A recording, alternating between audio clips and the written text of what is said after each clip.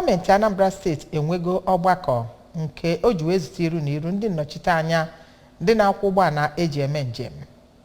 ndị na-akwọ ọgbatumtum nakwa ụmụ ihe ndị ọzọ ka a wee mara ka a ga-esi wee dozie ụmụ nsogbu nakwa esemokwu nke na-echere ndị otu a aka mgba. Ya bụ ọgbakọ ka e nwere na Revenue House nke dị n'Awka.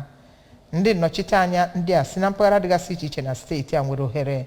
ikwu obi ha nakwa ihe ha chere ga-eme ka ọnọdụ ha wee ka mma na steeti a. Onye ọrụ anyị na-eweta ihe na-eme n'obi gọọmenti Emmanuel Okonkwo nọ ebe a ma weta ozi a ka anyị sonyere ya nụrụ ozi a n'uju.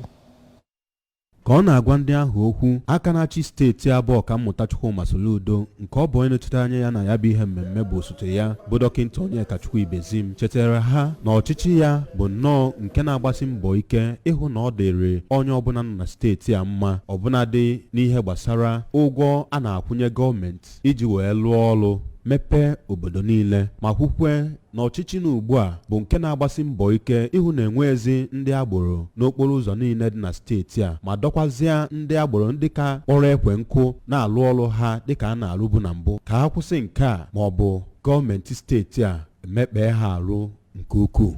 N'okwu nke ya, onye ji ọkwa chairman nke Anambra Internal Revenue Service bụ Maazị Richard Madiebo gwara ndị ahụ na gọọmenti steeti a adịghị anakọ ego ndị ahụ ọ sị ha pụọ iji wee mesie onye ọbụla ike, kama ọ na-ana ya iji wee hụ ego o ji wee lụrụ ndị Anambra ọrụ dịka o si wee kwee na nkwa n'oge a na-eme ihe ndọrọndọrọ ọchịchị. Ụfọdụ n'ime ndị ahụ ji ihe onyinye achụ ego na steeti a kwuru okwu na ya bụ ihe mmemme, ndị gụnyere Maazị Ifeanyị Okafọ, Nnamdi Eziibe nakwazi Uchenna Ume kwere nkwa na ha na-akwado ọchịchị Ọkammụta Soludo ma kwukwezie njikere ha dị ịtụ ụtụ isi ha oge ọbụla ebe ha rịọziri arịrịọ ka gọọmenti steeti a webunatara ha ego, na ya bụ ego ọ gwara ha ka ha na-akwụ kwa ọnwa ọbụla. Site n'ụlọ ọrụ Internal Revenue House dị n'Awka, abụ m Emmanuel Okonkwo.